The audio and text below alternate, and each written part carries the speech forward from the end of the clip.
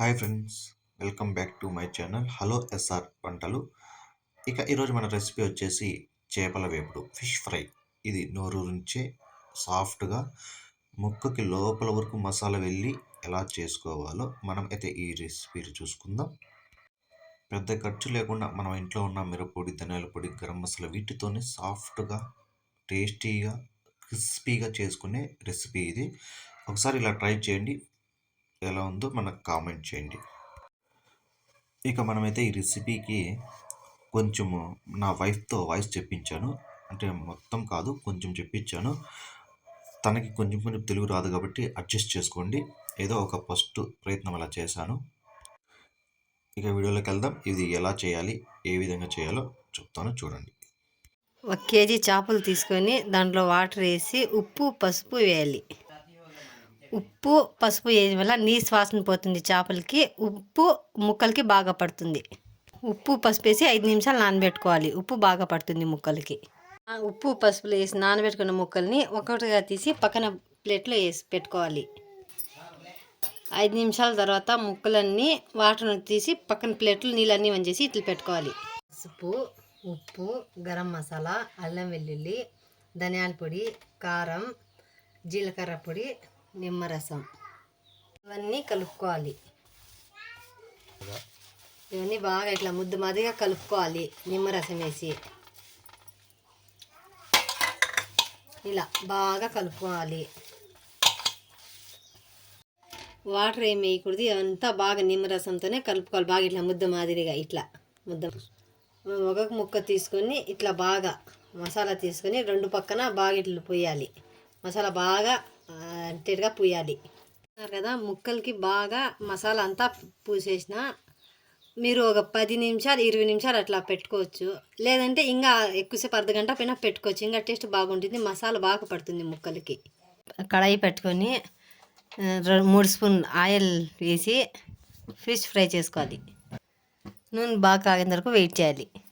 ఇలా ఆయిల్ బాగా వేడైన తర్వాత మనం వచ్చి ఈ ఫిష్ ముక్కల్ని ఒక్కొక్కటిగా వేసుకోవాలి. మొత్తం వేసుకోకండి, మనకి పాన్లో ఎన్ని పడితే అన్ని మాత్రమే వేసుకోవాలి. ఇలా ఫిష్ ముక్కలు వేసిన తర్వాత మనం ఒక 3 నిమిషాలు 4 నిమిషాల వరకు దీన్ని ఏం కలిపెట్టకండి, తిప్పకండి. ఎందుకంటే ఈ మసాలా కొంచెం బాగా పట్టింటుంది. ఒకవేళ మనం తిప్పితే మసాలా అంతా విరిగిపోతుంది. ఇలా బాగా ఫ్రై అవ్వాలి. 3-4 నిమిషాల తర్వాత ఇంకో పక్కకి తిప్పేసుకోవాలి.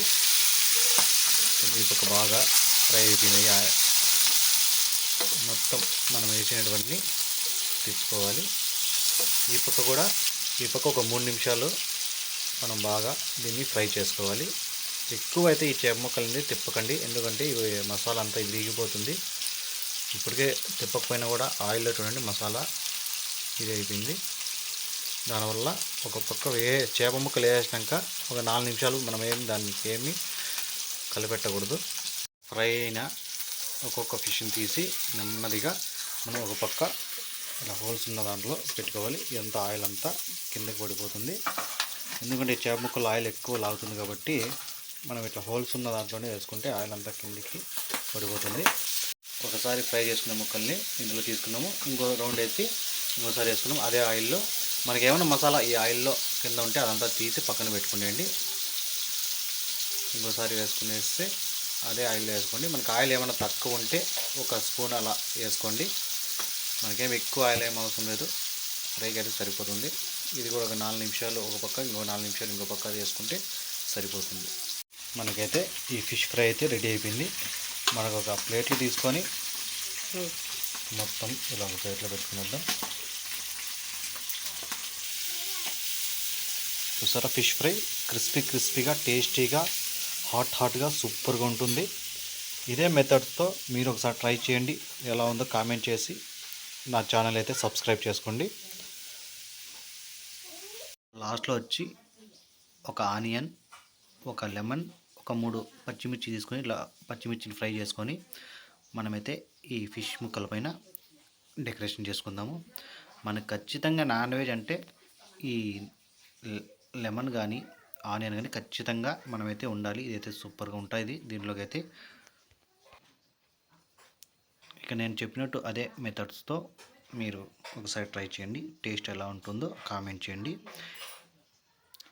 ఈ వీడియో మీకు నచ్చితే ప్లీజ్ లైక్ అండ్ సబ్స్క్రైబ్.